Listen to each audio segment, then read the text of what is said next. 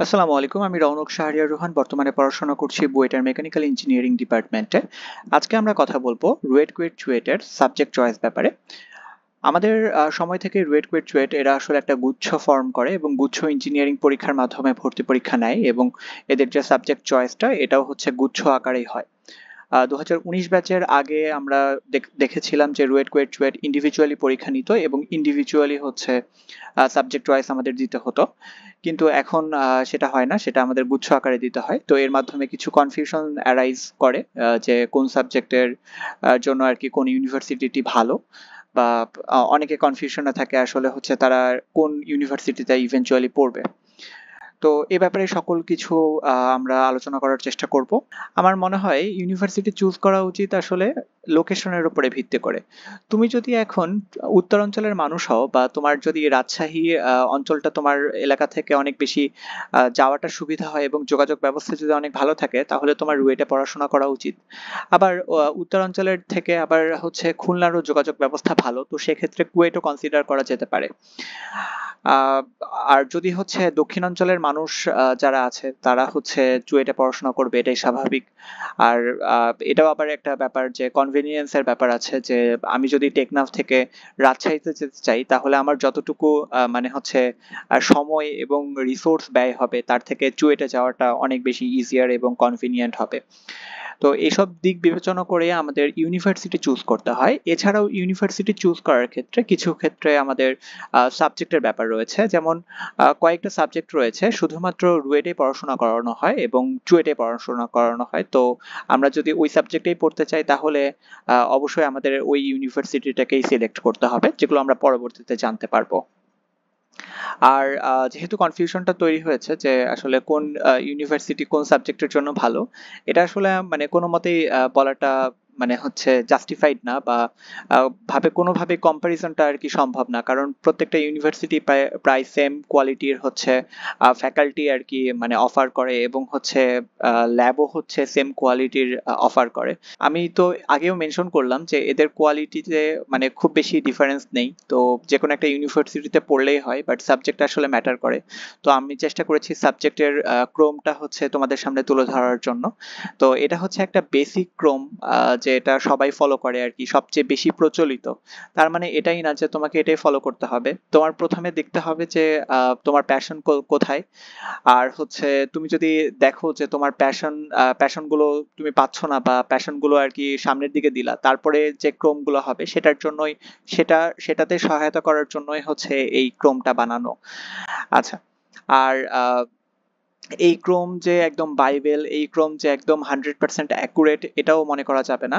তবে এই ক্রমটা তৈরি করার জন্য আমি চেষ্টা করেছি যে এদের ফ্যাকাল্টি এবং হচ্ছে ডিপার্টমেন্ট সাইজ এবং রিসেন্ট যে আমাদের কিছু অ্যাচিভমেন্টস বা হচ্ছে সুনাম, এই এই জিনিসগুলো দেখার চেষ্টা করেছি।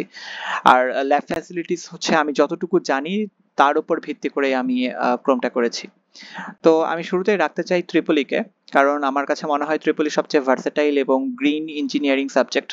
গ্রিন বলতে বোঝাচ্ছি যেটা আসলে সময়ের সাথে মানে বিলুপ্ত হয়ে যাবে না, বা ফিকে হয়ে যাবে না আর কি। তো ত্রিপলিকে রাখলাম, এবং ত্রিপলিতে হচ্ছে সবার আগে কুয়েটকে রাখা যেতে পারে। ট্রিপলির মানে KUET Tripoli one of the best, এটা রিগার্ড করা হয়। এরপরে রুয়েটকে রাখতে পারি এবং তারপরে চুয়েটকে রাখতে পারি।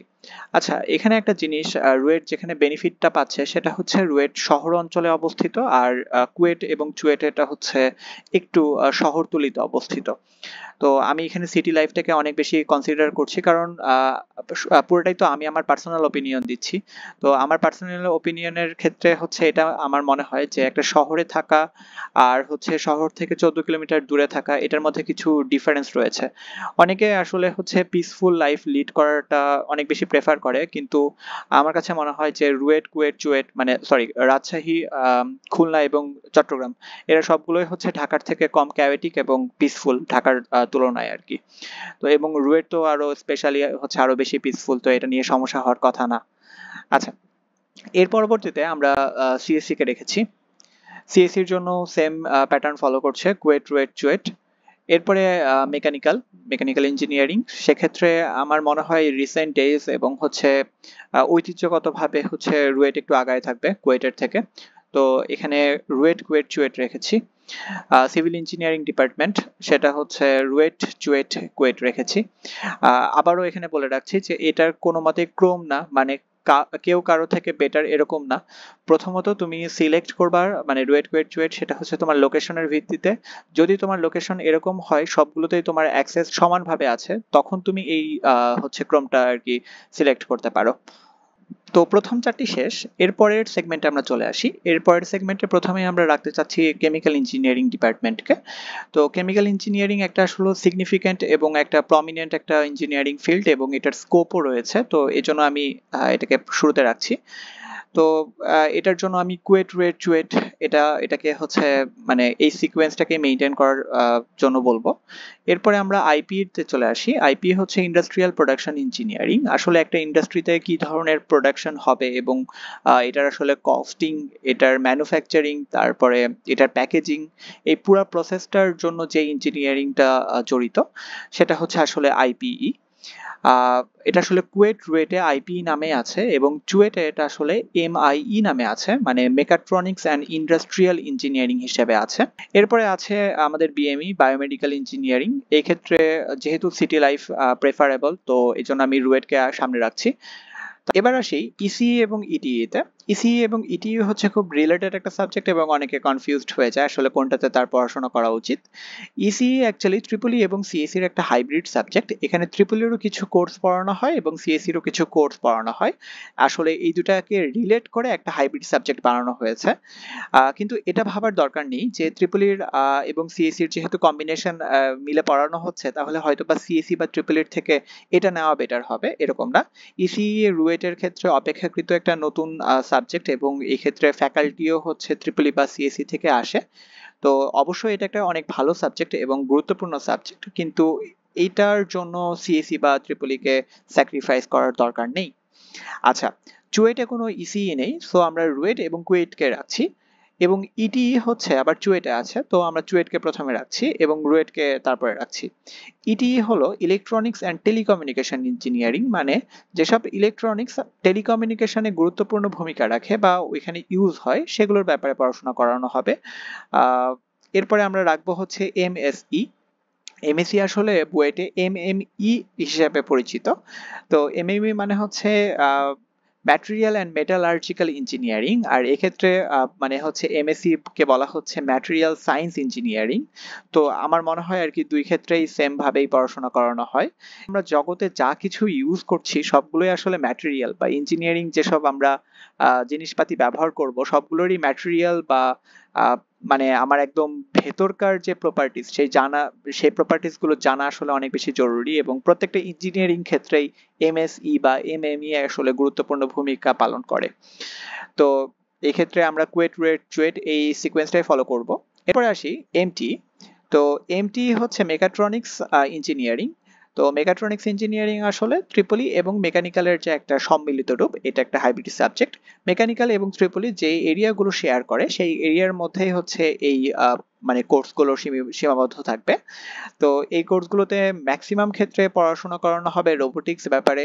আচ্ছা, আমরা যে আয়রন ম্যান ব্যাপারে হচ্ছে অনেক বেশি মানে ফ্যাসিনেটেড। আসলে আয়রন ম্যান যদি রুয়েট, কুয়েট, চুয়েটে পড়তো তাহলে এমটি নিয়ে পড়াশোনা করতো আর কি। এটা ভাবা উচিত না যে এমটি বা মেকানিক্যালে পড়ে হচ্ছে আমি আয়রন ম্যান হয়ে যাব। এরকম যদি তোমার ধারণা থাকে তাহলে তুমি অ্যাকচুয়ালি এখনো ম্যাচিউর ভাবে সাবজেক্ট সিলেকশন করতে প্রস্তুত নও।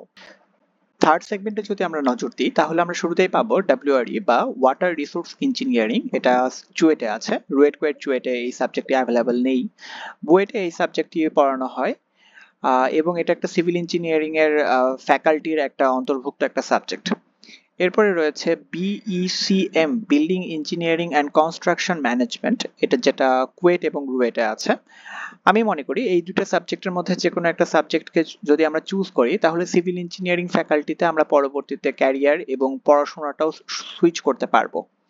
এরপরে আছে পিএমই বা পেট্রোলিয়াম মাইনিং ইঞ্জিনিয়ারিং। এটা আসলে অনেক একটা বলা যেতে পারে ধনী একটা ইঞ্জিনিয়ারিং সেগমেন্ট, মানে এটা one of the most high paying job. আর এরপরে আমরা রাখবো টিই, যেটা কুয়েটে আছে, টেক্সটাইল ইঞ্জিনিয়ারিং। এরপরে আমরা রাখবো ইএসই, এটা মনে হয় এনভায়রনমেন্টাল সায়েন্স ইঞ্জিনিয়ারিং, যেটা কুয়েটে আছে। তারপরে আমরা রাখতে পারি 18 নম্বরে GCE glass and ceramic engineering, যেটা রুয়েটে আছে। লাস্টলি আমরা রাখতে চাই আরবান অ্যান্ড রিজিওনাল প্ল্যানিং বা ইউআরপি। এটার মধ্যে আমি সেগমেন্টটা ঠিক করেছি রুয়েট, কুয়েট, চুয়েট। বলে রাখা ভালো যে ইউআরপি হচ্ছে কোনো ইঞ্জিনিয়ারিং ডিগ্রি দেয় না, বরঞ্চ একটা অনার্স ডিগ্রি দেয়, যেটা আসলে হচ্ছে প্ল্যানার বলা যাবে, মানে পরিকল্পক, বাট ইঞ্জিনিয়ার না। এজন্য অনেকে এটা পেছন সারিতে রাখে, কিন্তু এটা কোনো ক্ষেত্রেই হচ্ছে একটা সাবজেক্টের ডিফারেন্সিয়েটর হতে পারে না। তোমার যদি ইউআরপি ভালো লাগে তুমি অবশ্যই ইউআরপিতে পড়াশোনা করবে। তো এটাই ছিল আমাদের এই ভিডিওর মূল উদ্দেশ্য, তোমাকে আসলে সাবজেক্টগুলোর সাথে পরিচিত করানো এবং সাবজেক্টগুলো আর কি দেখিয়ে দেওয়া যে কোন সাবজেক্ট আসলে কি ধরনের তোমাকে অপরচুনিটি এবং একাডেমিক যে সিলেবাস সেটা প্রোভাইড করবে। এবং আমি এই 3টা ইউনিভার্সিটির যে সাবজেক্ট যে লিস্ট আছে সেই সাবজেক্ট লিস্টগুলো দেওয়ার চেষ্টা করেছি। এটা তোমরা তোমাদের যে সিকে রুয়েট এটার যে ওয়েবসাইট আছে সেখানে পেয়ে যাবা। এবং তোমরা এখানে দুইটা জিনিস লক্ষ্য করবা, নাম্বার অফ সিট, মানে তোমার ডিপার্টমেন্টটা কতটা বড় হতে যাবে, এবং তোমার ডিপার্টমেন্টটা আসলে কত পুরাতন বা হচ্ছে বলা যায় কতদিন ধরে আসলে রান করতেছে। যত নতুন ডিপার্টমেন্ট হবে সেখানে একটু চ্যালেঞ্জেস গুলো বেশি আসে এটা। আর তার থেকে হচ্ছে বেশি জরুরি ফ্যাক্টর হচ্ছে তোমার প্রেফারেন্স, তোমার জব সেক্টর এবং তোমার অপরচুনিটি, তোমার ফ্যামিলির ডিসিশনস, তোমার নিজের ডিসিশনস, তোমার কোনটা পড়তে ভালো লাগে, কোন ক্ষেত্রে তুমি গেলে নিজে শাইন করবা বা নিজে এক্সস্টেড ফিল করবা না, এই সকল জিনিসগুলো।